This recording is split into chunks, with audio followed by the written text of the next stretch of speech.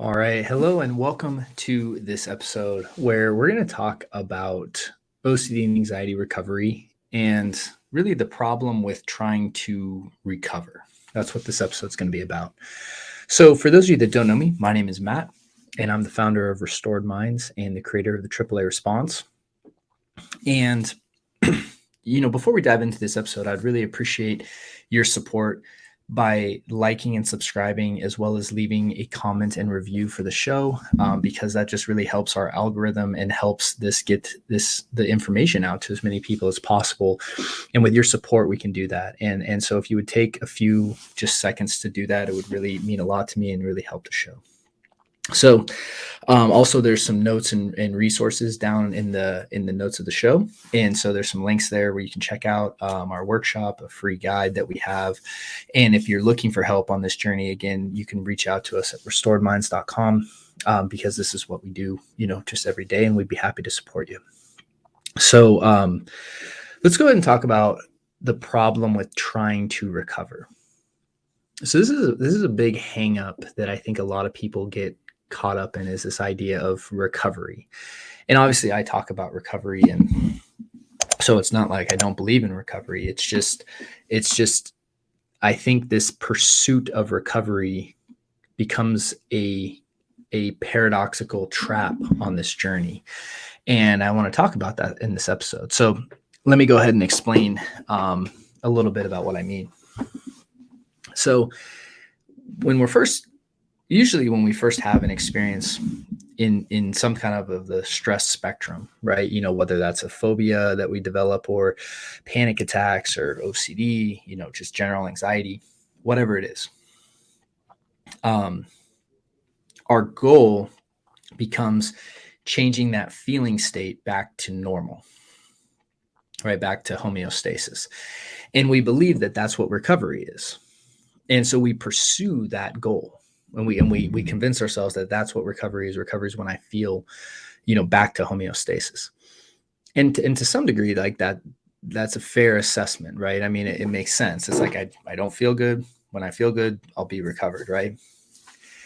The problem is what we need to do is actually ask, what have we been doing behaviorally that's gotten our body to this state that it's in? And instead of looking at, hey, I need to get my feeling state back to there, the question needs to become, what do I need to change behaviorally that will allow my body to achieve that state that I desire? Not just focusing on the feeling.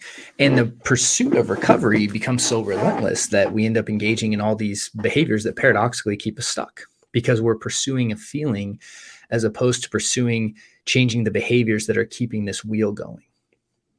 And that shift is just so important. And I was sitting the other day and I was watching the first Harry Potter movie with my wife. So my wife loves the Harry Potter series, and we've gone through it I think a couple times in our time together. But in Halloween time and around this time of year, it's fun to kind of turn them on. So we're sitting watching it, in the Harry Potter and the Sorcerer's Stone, or the Philosopher's Stone, whatever it is. At the end of the movie, and I want to share this parallel because I thought it was so powerful. The person is seeking out this Philosopher's Stone, right? The bad guy. And what happens is that, they're looking in this mirror, and Harry ends up, finding the Philosopher's Stone in his own pocket. And you're kind of like, how does that work? And what's interesting is like he gets explained at the end of the movie. Dumbledore, or Professor Dumbledore, is explaining to him the only person that can ever find the stone is the person who is seeking the stone but doesn't intend to use it, right? And it's a huge trap, because everyone that's pursuing the Philosopher's Stone is going to want to use it on themselves. So the more and more they're pursuing it, the less and less likely they are to find it. And that's the paradox, right?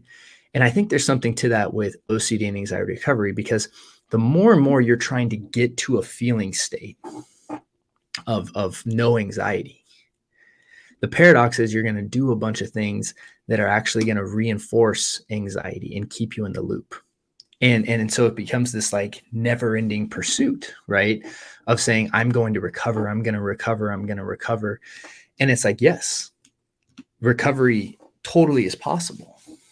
But the paradox is that if you think recovery is simply the elimination of the symptoms, what's going to happen is oftentimes you're going to start just doing all these things to try to get you there. And it doesn't mean that that's actually that it's actually the right way to go about it. And so for instance, it's like, drugs are a great way to quote unquote like get you to that place, but it's not by far and above not that's not recovery. Like it's not recovery if you're chronically taking especially illegal substances that put you into a good feeling state. That's not recovery, And so when we make recovery just about the absence of the uncomfortable stuff we don't want to feel, the paradox is we move further and further away from recovery. And I know that sounds backwards, but it's just how it works. And when we start making recovery about understanding the wheel and then understanding behavior, like, hey, what behaviors have I been engaging in that have created this experience that I'm having right now internally? Do I bury emotion inside me? Do I avoid emotion? Right? Do I ruminate in my mind all the time? Am I just never present? Am I practicing rumination all day? Whether it's about work stuff or things I like, things I don't like, whatever, am I practicing that?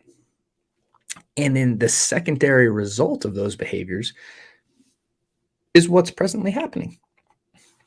So if you're experiencing a feeling state or an internal experience that is chaotic and overwhelming and something that you wish to change, the question becomes not, hey, how do I change that state right now? The question is, how do I start practicing behaviors that are going to produce a much better state over the long run? That's the question, right? That's the shift. That's what real recovery is about. And instead of trying to pursue recovery in the sense of I'm going to pursue the feeling state that I want only, really moving into this idea of I'm going to pursue building better health mentally, physically, emotionally, and spiritually, and really understanding what I need to do that. And the harder and harder you try to quote unquote get to recovery, it's going to elude you. It's going to evade you. And it's only when we actually stop trying to recover and really seeing recovery as this thing in the future. And that's going to be the next episode on this series. But it's when we stop pursuing recovery in the future and realizing that like recovery is right now. It's what I'm doing right now. And yes, and like if I don't like how I'm feeling right now, then it's like, what am I going to change behaviorally that's going to produce a better feeling state or a more balanced, internal environment in the future? So I mean, I just liked that visual from the movie that I wanted to share today, because I was thinking about it and I was like, I mean, it's like so many other things in life, right? When you were really trying to control life has a real good way of showing us that we can't do that. Right. And usually we end up making things worse. And when it comes to this idea of trying to recover and trying to get to recovery, we're usually doing the wrong things. Instead, what's better is that we start to kind of reel ourselves back, a little bit and kind of say like, okay, like what have I done in the past? And what behaviors have I practiced in the past that have brought in this state on right now? And if we can start to look at that and then say, hey, what behaviors can I start practicing today that's going to create a better tomorrow? Then you start to realize recovery is right now, because it's in the choice that you're making right now. And it's not some distant place in the future that you're gonna find one day. And the harder and harder you pursue it in the future, the more and more you actually avoid right now. The more you shift your attention away from right now. And so that's the thought that I wanted to share today, because I just think it's so important that we understand that. And if we start to really look at it like that, I think, again, the paradox is I think you'll find it quicker. So anyways, hope that's helpful. Some links down in the notes, right, to help you get started on this journey with the AAA response. Again, please help us out by supporting the channel as well. And again, with that, I wish you guys a great week as always, and look forward to seeing you on the next episode. Take care.